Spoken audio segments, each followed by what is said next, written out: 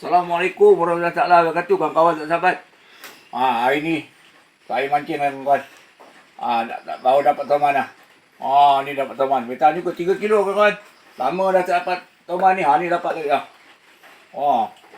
Ini toman bunga ni. Dia punya titik dia ada warna-warna biru ni. Warna ni ada warna biru. Ni putih. Lawa lah dia punya tu. Lawa dia punya. Kamera fokus sikit. Lawa. Dah timbang dia 3 kilo. 3 kilo. Kawan-kawan lama tak mancing toman. Sekali pergi ada juga. Ada juga. Kawan-kawan Alhamdulillah.